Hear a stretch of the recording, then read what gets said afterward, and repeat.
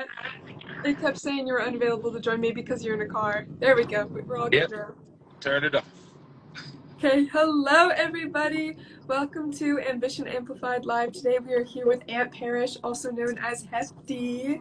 Welcome. Thank you for being here with us. Glad to be here. Glad to be here. Of course. Would you want to introduce yourself at all for our audience? Uh, my name is Aunt Parish.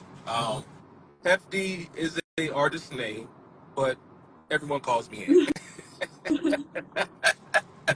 uh, living in Atlanta, Georgia. Actually from Savannah, Georgia. Yeah, But Atlanta is where I reside. I've been here, I would say, most of my life. Been in Atlanta most of my life. perfect. Well, I guess I want to start with how would you describe yourself in 3 words so people can get to know you better? In 3 words, nice, nice, and nice. No, Oh, perfect. Yes. No, I love that. um, uh, driven. Uh, I would say I'm a people person. I know that's not one word, but um, just regular. Yeah. Just a No, I regular love guy. that. Um, so I know you make your own music, Yes. and I know you from playing bass guitar for J. Cole, as well as, you've been a music director before, as well as amazing other achievements. Can you share with us one of your favorite collaborations that you've done so far, and what made it Um, special for you? I would say so far, uh, I was T-Pain's musical director, and he was the first artist that I worked with that I was like, I don't want to say it like this, but it's kind of it, like actually a fan of. Mhm. Um, so that was kind of a cool thing, and then we actually did some work in outside of doing shows and playing shows or whatever. We did studio work and co-production, writing, and stuff like that. So that was actually pretty cool. Yeah, how was it working with somebody that, you're already a fan with? Did it change your perspective on T-Pain at all? No, it actually heightened. So to be involved in the process heightened the fanboy in me. But I was cool. You know, You're freaking out inside your head, but when you read it, you're just like, hey, how are you? Yeah. You're better than me. My hand would have been shaking when I went to shake his hand for the first time. Um, so looking at your discography on Spotify, some of your earliest, released singles is from 2018.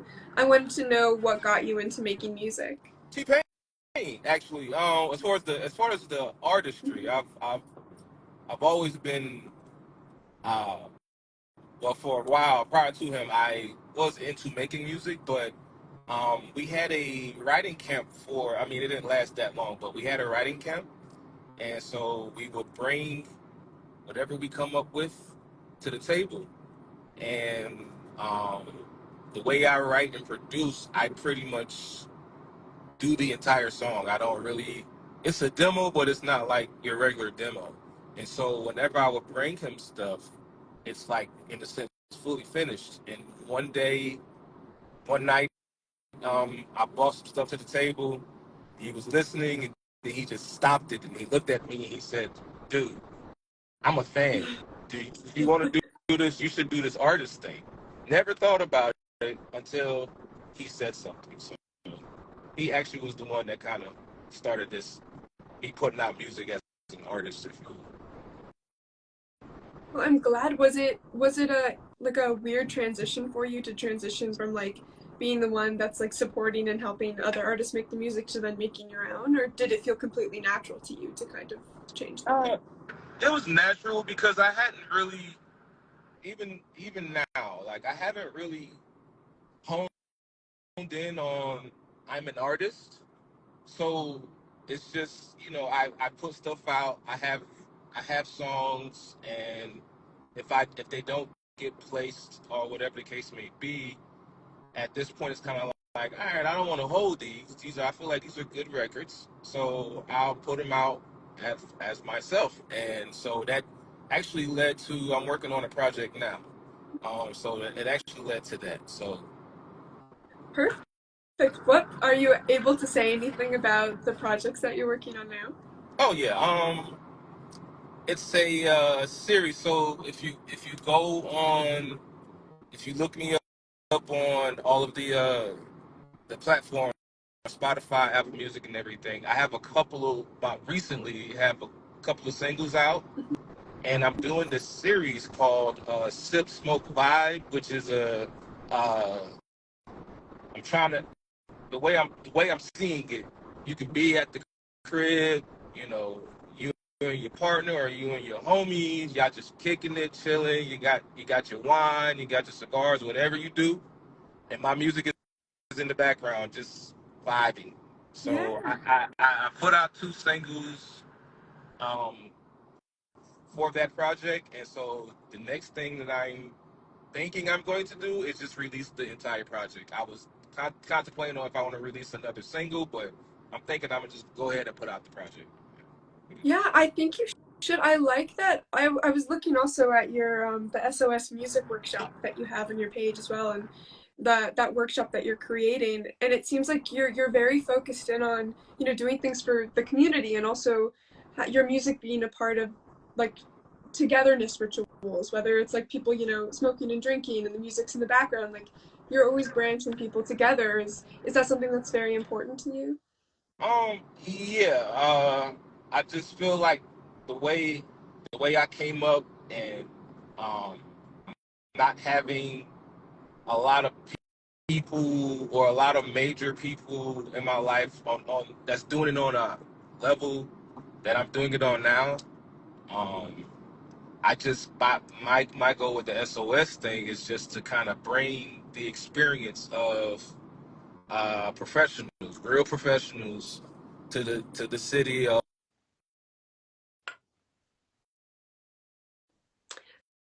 Oh, I think we lost you for a second. But also for anybody that's interested, Ann Vocalists. So Parrish or has a bunch of. Oh wait, I think you're back now. There you are. yes, I'm sorry. Oh no, you're Um, fine. yeah. So it's just for me, it's just bringing that this professional experience back to my hometown. Something Mhm. that's never happened. Um, so I'm all about helping because I know I've gotten help, but I know it could have been faster, or maybe not. But I, I'm I'm thinking it could have been faster if I would have had the help that I'm trying to, or the exposure that I'm trying to bring to my hometown. Yeah, I think it's very admirable too, because you're making the change that you want to see, that you wish was there for you as well. Yes. Uh, to go off of that, you know, you currently reside in Atlanta, Georgia, but you're from Savannah, Georgia. I wanted to know, like, how has Georgia impacted you as a musician throughout your life? That's a great question. Uh, It's a big question, uh, though. uh, how has Georgia impacted me? I mean, it's Georgia's where I learned. That's why I started to learn. Savannah is in Atlanta, of course, but there's a music scene. I got on the music scene in Savannah at 18 years old. Um, so uh, learned in Savannah, moved to Atlanta, got to Atlanta, found out that just about everybody is amazing. so, so that actually pushed me to learn more. You know, not necessarily to fit in, but it's just seeing what I didn't know. It's like I have to know this. I have to know what's going on. I have to know the language. I have to know why they're saying this. I have to know. I have to know. So that's that. I guess that would be it. It helped me in learning certain things. That's amazing. I was lucky enough to go to Atlanta this summer for it was like 2 hours. I was there for 2 hours because we were the road trip and we like went to this bar and we listened to music and just for 2 hours it was just it's just full of love and life and joy and the music is Yeah. and the food is fantastic. I was like, oh, I wish I could stay here for so much longer. To kind kind of go back. I do want to know how you came up with the name Hefty as your music persona.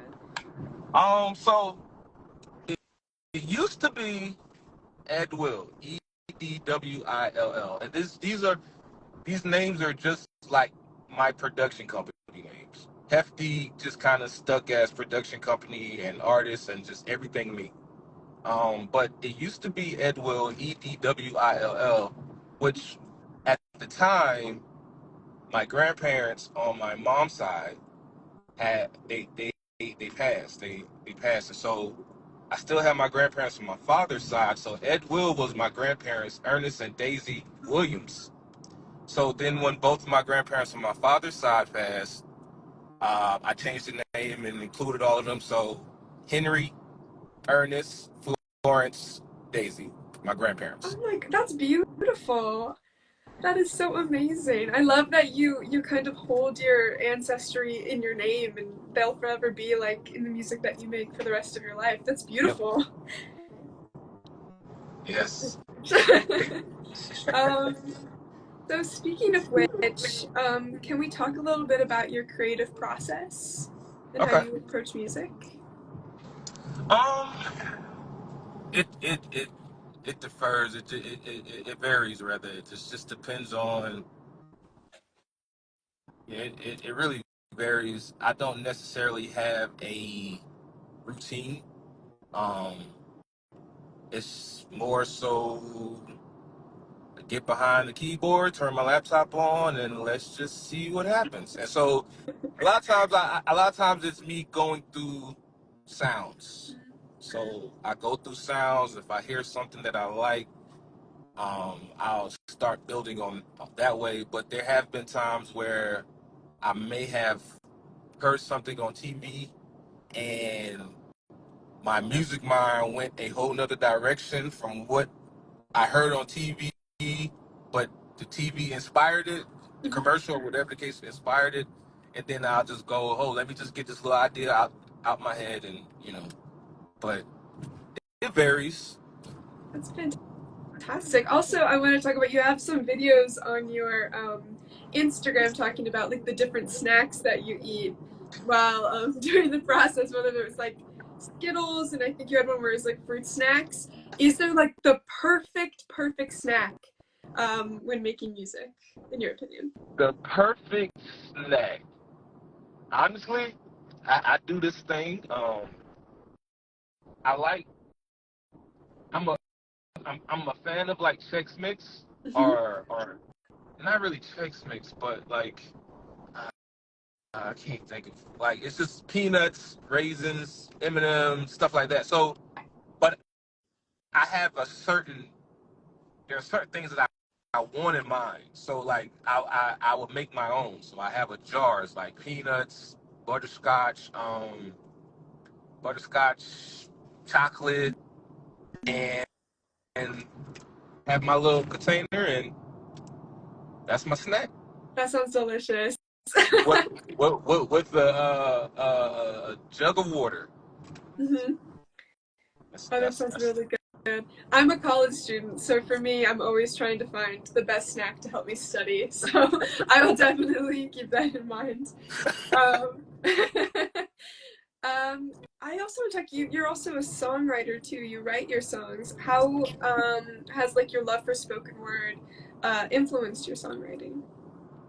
um actually it hasn't.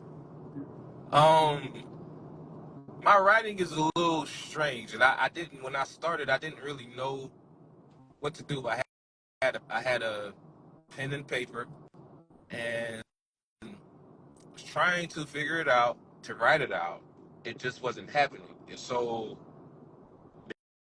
maybe the day by day three when I was like, let me try this again, I said, let me put the pen and paper down. I just went straight to the mic, played the track that I want to write to, and just kept playing it. And I'm saying stuff in the mic or whatever. If I like it, oh, I like that. Let me record that, and then I'll do it that way. Um, that's my writing process. I don't really I wouldn't say spoken word piece is an inspiring piece. I just whatever I'm thinking at that time. I'm like, all right, I like this. Let me just go with it. Yeah, it's more of like capturing a moment than Yeah. being like super, super, super analytical. It's more of like this is what it was at the moment. This is who I am at this moment. I appreciate that. I think that's amazing. And also like it's so much more than that though too, because I know it takes so much planning on your end too, because you know you have that moment, you're recording the music, and then what's your process when it comes to finding the beat around it? I know we talked about TV jingles, but is there any other, or like sounds from the TV or the films? Is there any other place that you find like inspiration when it comes to like the beat around your lyrics? Uh, well, the beat actually inspires the writing. So Nice, yeah. I create the track, or I've written to other people's tracks, but mainly I create the track, and I could create 4 or 5 tracks, loops, if you will. And maybe the third one I'm just like really feeling like, oh, I want to write to that. And so the tracks actually inspired me to write. So, what do you want your audience to take away from your music? Like when they listen to, you know, a hefty song or an Ant Parish original, what do you want your audience to take away from it? Uh, just great vibes. I'm my my lane right now is just real vibey. I'm not trying to be too musical. I'm not trying to be too loud, if you will. I'm really on a vibe. I'm really vibey, just kind of chill, laid back. You know what I'm saying? And what I want people to take away from it is, hey, this is something um that I could just chill to. Like if I don't want to be do too much, or I don't want to hear too much, let me throw on a hefty record, man, because it's gonna get me Mhm. in a place where I'm cooling. Because that's where I am on my records. I'm cooling. Now I do have a couple of like up tempo, heavy type records, but it's only a couple. Mhm. Everything else is just really vibey. Do you find like it reflects kind of your personality too? In a way, once you get to know me, I'm a little goofy, as you can tell. So um, once I'm in that comfortable mode, you know what I'm saying. I'm a little more in your face and jokes and stuff like that. But I am an introvert. I'm only like that with people that I'm for real comfortable with, and But I'm more of an introvert, so I just you know. But yeah. No, I like that because I find that a lot of songs as an audience member, like different songs I listen to for different perspectives and for different moods. That sometimes I want a song that's not going to make me feel like I have to change the world because Right. there's some music that kind of amps you up and is like, this is what's going on. You have to solve the like all the problems. But there's a way where I want to escape that I listen to music like yours, where I'm vibing and I'm relaxed and I'm kind of drifting in this vibe that doesn't make me feel like all the pressure of the world is on me. So Yeah. I Yeah. respect the type of music that you make. So you're also a bassist. Would you like to tell us how you got started playing the bass? Oh, we might have lost you for a second. Oh, there you're back. I'll say so. What's the Oh, question? absolutely. So you were also an amazing bassist. I wanted to know how you got started playing the bass. Um, I grew up in my family is musically oriented. Um, and as a kid, I played multiple instruments: bass guitar, keys, drums. Wow. Um, I started off on drums, but like what was happening, I was like, I don't know, maybe a prodigy when it came to my family, and so um, they had me pretty much playing everything. But by the age of maybe 8, I would say 7, and I've guitar before, but by Wow. that time, I was like, this is the instrument. This is the one I like. So I got off drums. My youngest brother started being the drummer, and I'm playing keyboards and bass guitar for the most part. But bass was, I don't know, it was something about it that I Yeah. Do put down. you find that like being able to play the bass and like even you dabbled in drums and can play all these different instruments and also the keyboard, do you find that like learning all of these different musical languages has helped you a lot when it comes to like the songs that you want to make?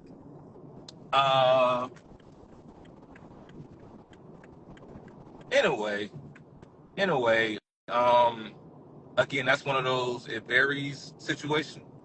Um, I can start a song on bass, or I can start a song on keys. So it's just, I don't know. It's a feeling.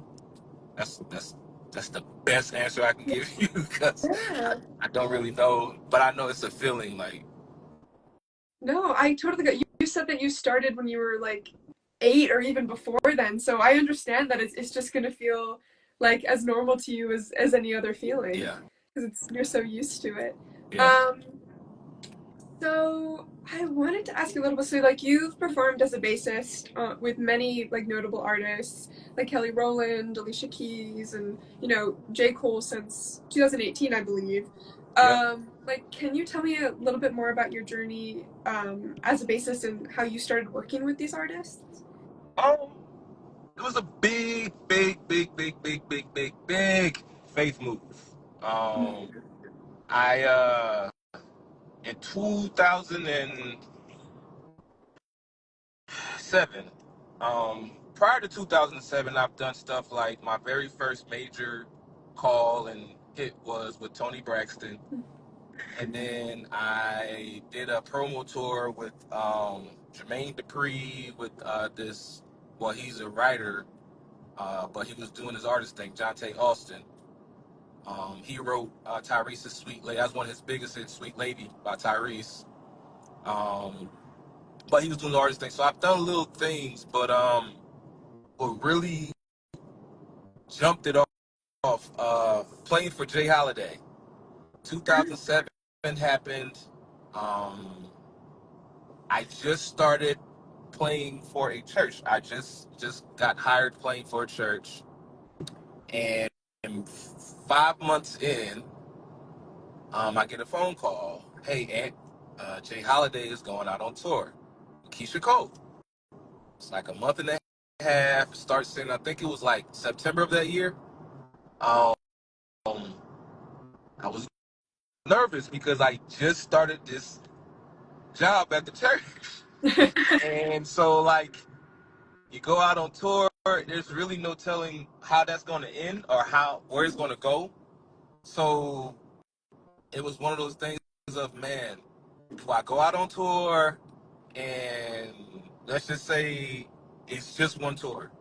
Um, do I come back home with a job, or So it was a battle. I had to remind myself that when I decided to do this as a career, um, I I didn't decide to do this to just to be at one level. And there's nothing wrong with you know playing at church. And I know a lot of people who play at church and they make good money, and that's their lane. But I know me personally, that wasn't my aim when I said I want to do this as a career. And I said, you know what?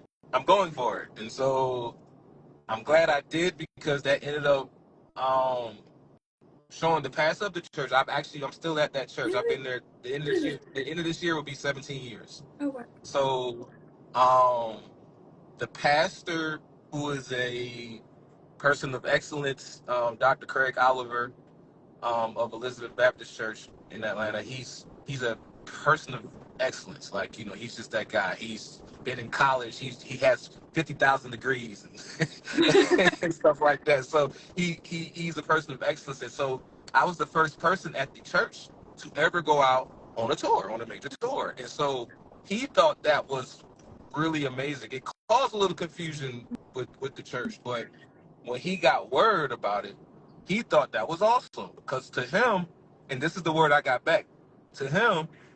I'm going to be out there, and just by habit, after learning everything I learned out here, I'm bringing it back to the church. Just a habit, you know what I'm saying? So, um, that happened, and I end up meeting the people I needed to meet. Yeah, And so if I never went out on that tour in 2007, I probably wouldn't be doing what I'm doing right now. that's So that tour, amazing. that tour jumped it off. I ended up meeting people. There's a he's a bassist as well, but he's uh, the world's musical director. His name is Adam Blackstone, and at that time he was Keisha Cole's musical director. But now Adam, you've seen Adam on like just about every award show. He's MD in the house bands. He's over the Super Bowl performances. He has an Emmy, Grammy, all that stuff. But he's still my brother. We get together. It's like it's 2007. But if I would have never gone on that tour, I wouldn't have met people like him Yeah. to to call me and put me in these positions and stuff like that. Like you said, you made a leap of faith. What Yes. advice do you have for people that are scared to make that step? Um,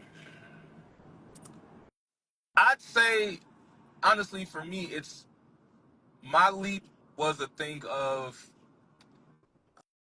uh knowing this tour is actually happening. This is not. I'm not. It's not a leap of faith and to nothing, if you will.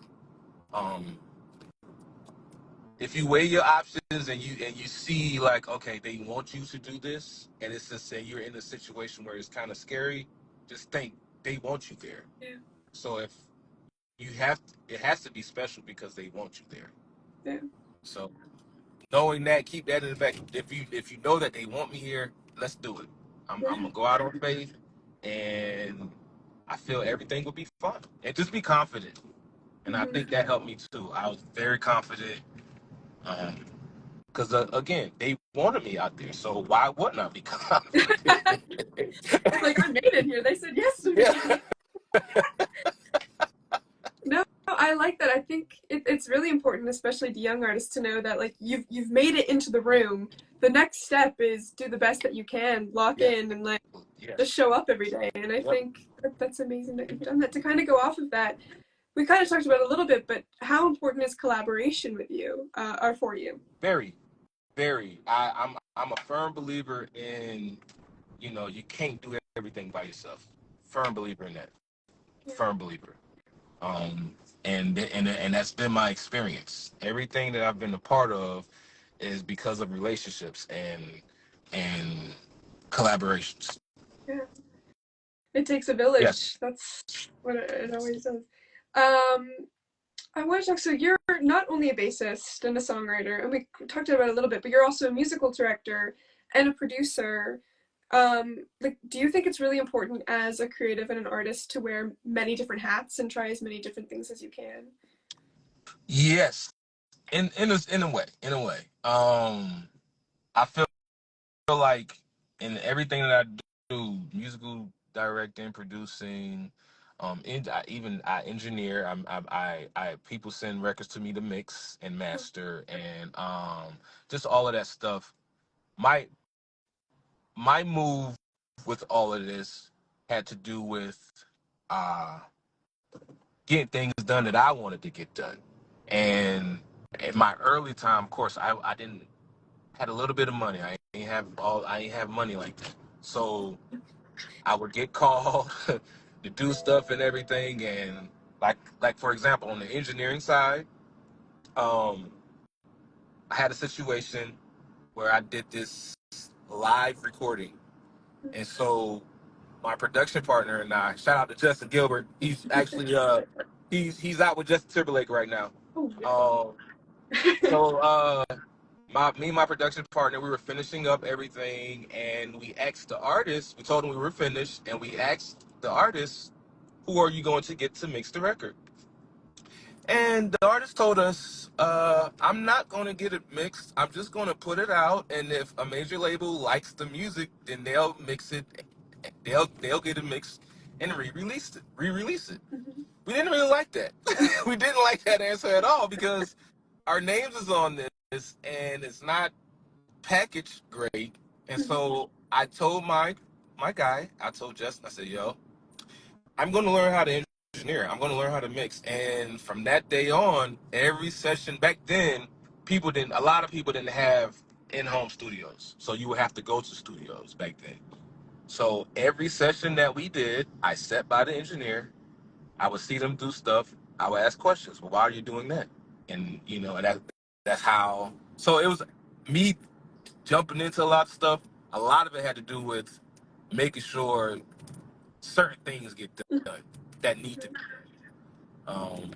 But at the same time, it it didn't hurt me because I ended up doing like there's a position called a playback engineer, and the playback engineer is the person who works with is the person in the show that you just have a laptop, the band is on stage, but you on the side of the stage, you have your laptop, you're pressing space bar for all the playback tracks and everything, and it's an engineering job. So me getting into engineering ended up placing me to be a playback engineer for like Keith Sweat or Jodeci or you know what I'm saying, like so it, it, it's a good thing to have multiple caps. It is a good thing. Um, but I would argue that if you come in, introduce yourself as, "Hey, I'm Ant. I play bass, drums, keys, da da da da." Nobody's gonna know where to put you. Mm-hmm. So my different caps happened after I established Ant Parrish, the bass player. So after that was established, then hey, Ant could do this too, or Ant could do that too. So Yeah. Definitely seems like you're a student of music, and I think it's also important you kind of mentioned the lesson of, don't do too many things so that people don't know where to place you, but also explore so that kind of spiritually and creatively what else you're interested in, what else you're good at, yeah, um, as well. I wanted to talk a little bit about, so like since you talked about being on tour and also trying all these different hats on, what's some advice that you have for people, who kind of get a little anxious before a big moment or before performing, since you're doing all breathe, these amazing things? Breathe. breathe, just breathe. That, that's very just inhale, exhale. It calms you down. My very first huge audience show, I was in Lagos, Nigeria, with the gospel artist Donnie McClurkin. And in Lagos, they have this thing every year called the Experience. It's like 300,000 to 500,000 people. And my first time playing in front of that many people, I walked on stage. I wasn't nervous. It was more so excitement, I would say. And I'm just, and I'm like, what is going Yeah. on? And then I calmed down. I started, and it just made me comfortable. So from then that point on, anytime I got to a point of now in the beginning, I had to get to the point. You go on stage, breathe.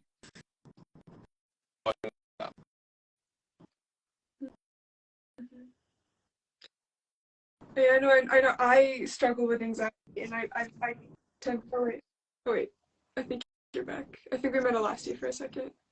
Okay. Okay, no, there you are. I like that advice a lot. I also struggle, with anxiety, and for me, the breath is the first thing that I lose, and it's like the impossible kind of trial to try to get it back. Mhm. Um, I wanted to also talk about, we, Ambitious Entertainment, are based in Chicago. I wanted to know if there was anything about Chicago that inspires you at all as an artist. I wouldn't say it inspires me in my artistry, but I do love Chicago. Chicago is one of my favorite places to go. Mhm. Like one of my favorite places to go. Top three for sure.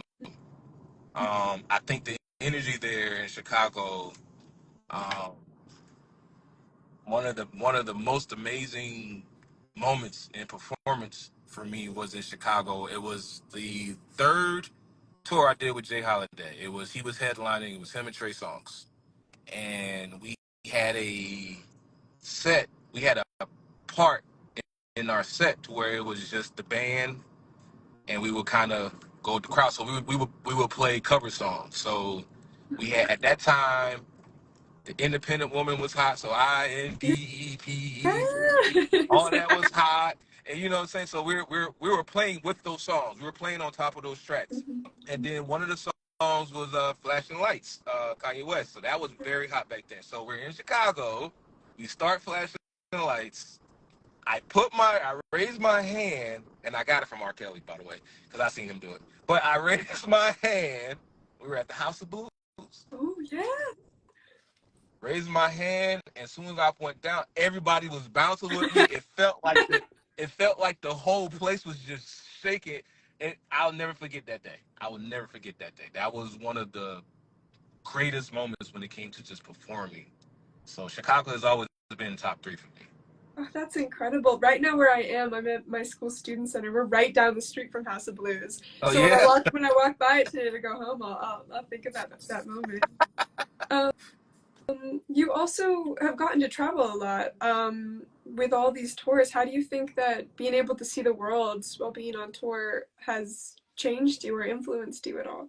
Um, uh, it's definitely changed. Well, I wouldn't necessarily say changed. It's definitely opened my eyes. Just seeing different cultures. You know, you grow up.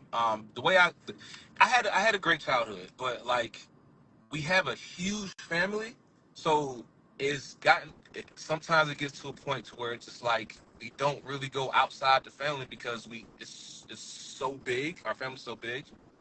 Um, but to travel and to see and experience other cultures and to meet people who grew up differently than you, but in some aspects have some of the same stories and stuff like that. Um, it opened me up to just really just being open minded about everything, really, because everyone didn't grow up or was born into the same situations. So it really just opened me up in that aspect. Like that's why I say like I feel like I'm a really good people person because like just kind of seeing all this stuff and experiencing all this stuff and cultures and people and I'm learning from them, they learning from me. Like it's just this is what it's about. This is what it's Yeah. about. Do you also So think with your music too, you kind of want to inspire that connection and open-mindedness as well? mhm. Say it again. I also am saying like you talk about this like mindedness and being able to kind of communicate with other people and meet other people and their cultures. Do you Yeah. find that you also want to have that connectivity when it comes to your music? Yes, for sure. For sure. Definitely. And it helps me with my creating as well. So like I've learned a lot from different cultures and different musicians and producers and stuff like that and how they do their thing and just based off of how they were, bought into the music world, it's helped me in my creation. Added to my style, if you will. Yeah. I wanted to talk a little bit too about like the lyrics that you have and when you're writing songs are when you are having that kind of flow session when you're kind of writing to that beat. You tend to write about like current relationships, personal struggles. Do you find that drawing inspiration from your personal life can be therapeutic? For sure. For sure. A lot of my songs that I've written, a few of them are from personal experiences, but a lot of them are just from conversations that I'm having with everyone when it comes to certain scenarios. How you think, how he think, how she thinks, how So a lot of it comes from conversations, like you know, and then you have these conversations with different people. You have a lot to talk about. Yeah, definitely. Who would you say is like a big music inspiration to you? Raphael Sadiq. You know who that I is? don't. Okay. No, So explain them to me. do you know the group Tony Tony Tony? No, I Oh, don't. oh, oh I know no. it's Oh, blasphemy right oh, now. I apologize. oh no. Oh no. I don't want to Um give you a heart attack. Keep breathing, uh, like you said. do you do you know the group Lucy Pearl? No. No, no, no, Okay. no. I'm Okay. very sorry. Stay with Okay. me. Stay with me. Okay. I'm trying to think of another way. I'm Lucy Pearl to know a Lucy little bit. Pearl has that song, I wanna dance Oh, tonight. I yes, I wanna do know that. Right. Yes. So the guy in that group that's like leading the song, Hmm. that's Raphael Sadiq. He's he was with that group Tony Tony Tony back in the '90s. They had that song. It feels good, yeah. It feels very popular. They was on House Party and all that stuff. But Hmm. Raphael Sadiq is an amazing producer, and I found out that he plays bass back when I was 18 years old, and that really sold me on him. And Yeah. it's crazy because right now I'm kind of working with him on some stuff. You So are? it's like, yes. So it's just like, and for him to tell me he likes something that I've done, Hmm. oh, I got to keep my composure because I'm on the phone. I got to be cool. I got to be cool. Cool, Raphael Sadiq. I got to be cool. You're like, that's cool. That's fine. No, that is fantastic. Oh my gosh. No, for me, I don't mean to be lame and not know who artist is. I'm a film Oh, director at my school, okay. so I tend to speak more in film language than I do music. Understood. Understood. But I will definitely. I just looked him up. He's on my computer now, so that is what I'm going to be doing tonight. Is listening to. That's fantastic. So kind of go off of that. You kind of talked that you're already working together. My next question was, who's your dream artist to collaborate with? Would that still be the same answer, or is there Ye- another artist you have in yes, mind? it will be him. We hadn't necessarily collab on anything that he's doing or stuff like that. I used to be a musical director for this artist named The Bonfire, and she's actually she was his artist, and that's how the connection happened. So I was doing stuff with her, I was doing records with her, and that's how everything happened. So when that happened, that led to other projects that he was working on. That my guy, his name is Yancey. He was the Bonfire's manager, so he works with Raphael Sadiq. They're both from Oakland, California. Um, so like he would bring me in on these projects to work with Raphael Sadiq. And so that's how it all happened. But my dream would be for him to either for him to be either a feature on one of my songs, which I'm praying I could make happen. Or just to do anything with him. Like this is for my project, I want to do something with you. So that's a big dream. I can see it happening. I just, it's about putting myself out there with it. So Yeah, you guys are already connected too and already working together. So I think that really is closer than anything else. yeah. I think it can totally happen.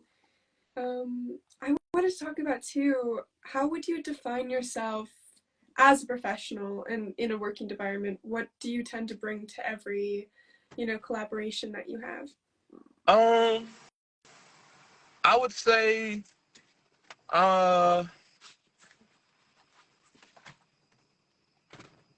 I mean, I just all my hats, if you will, all of the hats that I wear, I bring that to the table. So like when people call me, even if they call me to play bass,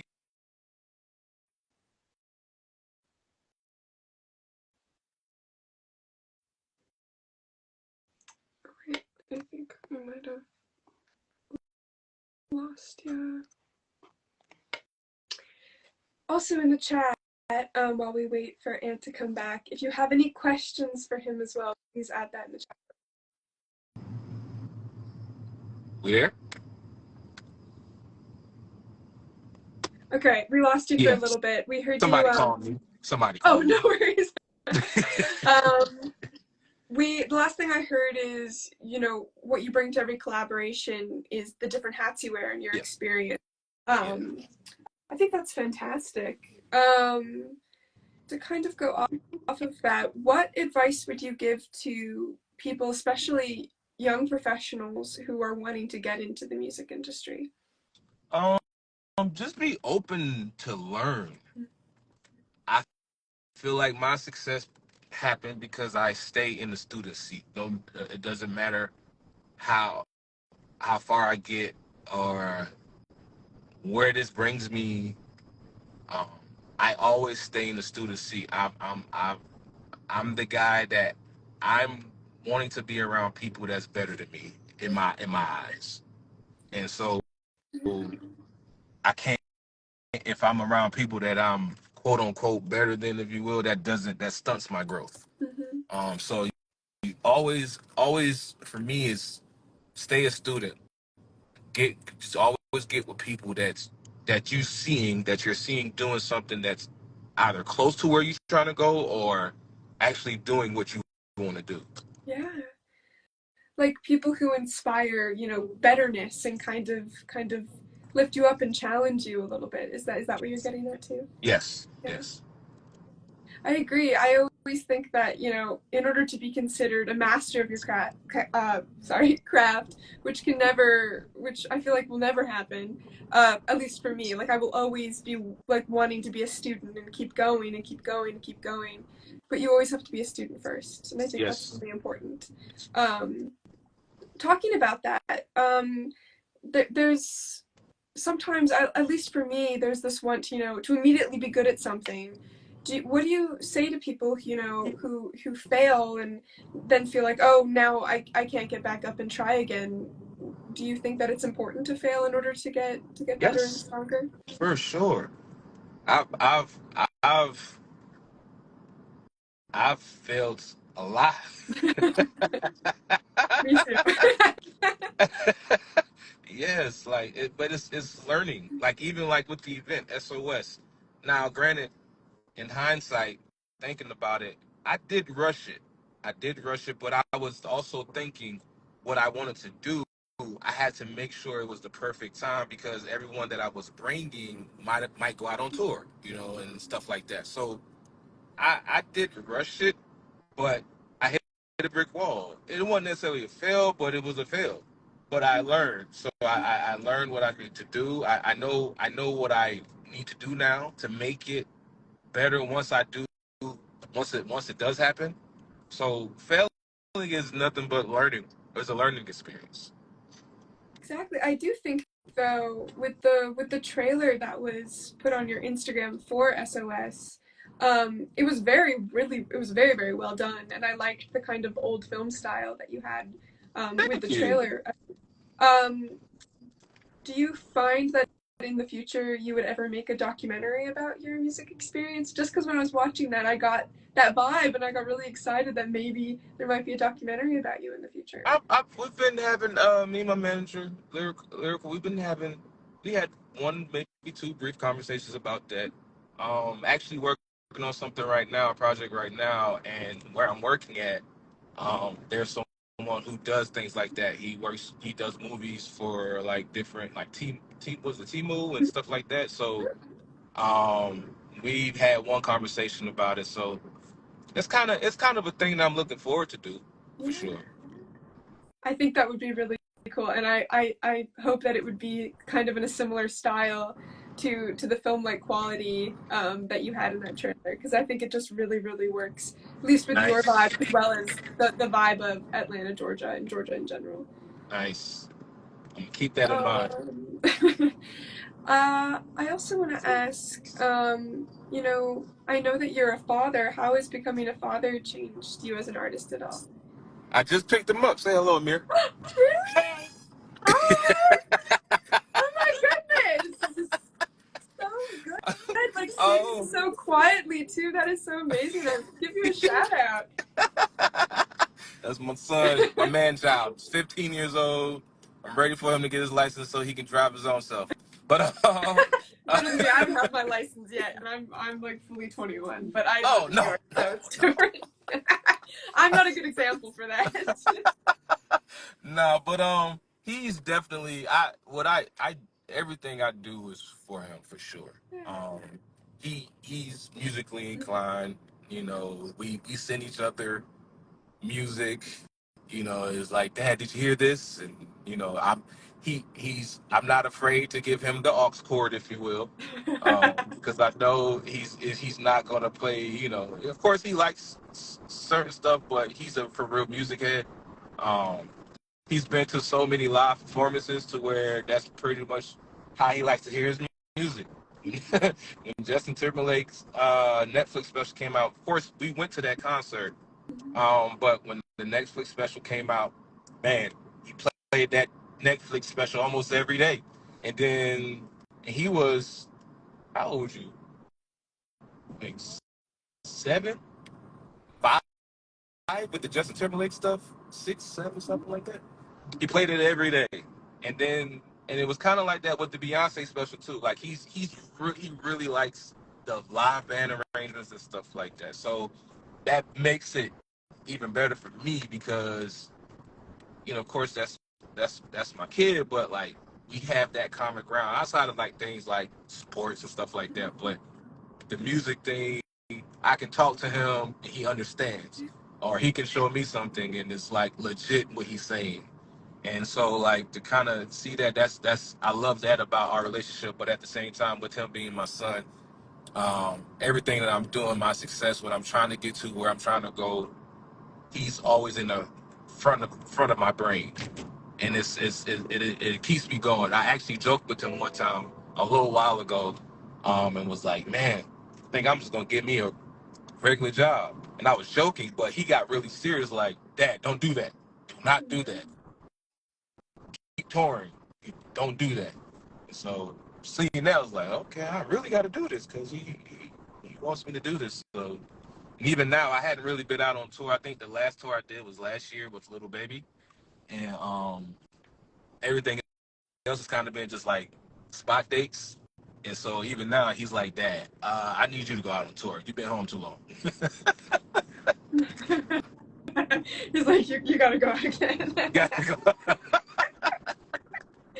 No, I think that's absolutely beautiful. I'm the same way with my dad when it comes to film and television and acting. He was a part Nice. of that world, so Okay. we as kids can be, your biggest supporters, but you're also our biggest inspiration. So I think it's Nice. very beautiful that you have that connection. Um, Hey, to kind of go to the next question, you released your first single, Fixed, in 2018, and then most recently in 2022, your single, Promotion. How have you seen yourself change in these last, 6 years? I I found myself. So Fixed was kind of a mimic, if you will, of a particular song in the well, not really a particular song, but it was kind of a mimic. I was working with T-Pain Heavy at that time, and so that's just where my brain was with that. But up to Promotion, Done Deal, those couple of records or whatever, I started finding who I was and getting into my vibe. So that was the difference. And I like Fixed. I love it. I feel like I want to redo it in some sort of remix or something because I did like the song. Um, but with these more recent records, it was me finding. I found myself. I think it would be cool if you did one where it was like fixed then and fixed now, like the fixed version of 6 years later. I think that would be cool to Yeah. kind of talk about that, say how you changed. So now, what are your goals for the next 6 years of your creative journey? To get off the tour, stop touring. Um, but I'm really wanting this SOS event to really pop off. I want to make it annual, so I'm really hoping that that pops off. It's going to be. I have it as a uh, oh my gosh, I just forgot the phrase. Oh, well, we'll get back to that once I remember. But I'm making it to where, okay, no one has to pay or anything like that. It's just come out, you know what I'm saying? But you know, of course, you got like nonprofit. There it is. I There found it. it is, So just like us. Oh, so you know, you have different grants and stuff like that to make it work. But um, I'm really hoping that pop off. That's something that I actually want to leave to my son as well. So like, because all the musicians that know me, they know him. We just went to Justin Timberlake's last concert, and it was all the musicians, the band, some of the band members from Justin Timberlake band. They came out before they performed, and then there was other musicians there that was locally from the city. They just went to the concert. Everybody walked up to my son. They oh, know him. So that's so special. my thing is I can leave that to him because it's not like because everybody knows Amir is Aunt Parrish's son, so we could still move according. So, but that's kind of where I'm headed to, where I'm trying to go. Yeah, again, like the importance of connection and relationships in the music industry. Yeah. Yeah. One of our final questions, I want to know, what does ambitious mean to you? What does ambitious mean to me? Um, just ready to try whatever in reason, within reason, but just ready for just ready for anything. Yeah, That's what it is. I love that. And lastly, we kind of talked about it a little bit, but do you have any upcoming projects or gigs that you want to give a big shout out to? As of maybe 3 weeks to a month ago, I received a call from the guy Adam Blackstone that I mentioned to be the musical director for Fantasia. Oh my goodness, that's amazing. Dude, that's fantastic. Uh-oh. Yeah, so Oh, wow. that's what I'm working on now. That's why I'm driving. I'm just leaving the studio, programming the new show. Um, so that's my newest situation. Um, well, that's all I'm focused on right now. I might be doing something else, but right now I'm really focused on that because a couple of weeks is our first rehearsal. Um, we and so I'm just really honed in on that. But yeah, I'm now Fantasia's musical director. Oh, fantastic. Congratulations. Thank you. You Thank are you. so better than me because I would have been telling everybody that. Like, immediately. That would be like on my hat, on my shirt, everywhere. That's fantastic. Congratulations. Thank you. Once again, thank you so much for spending the last hour with me and talking to me. It meant the world to me. It was so wonderful to meet you. Hey, And great to meet you. Thank you for having me. of course, I wanted to know if there's any final things that you want to say or say a send off to all the people that have been watching us today. Man, stay a student. That's a very important thing. I feel in anything that you do. In on anything. Just stay a student. Be don't be too good, if you will. Like, you know, yeah, you want to be good, but stay a student. Always find somebody that's better in your eyes. You know, that's that's a major thing for me. Beautiful. I couldn't agree more.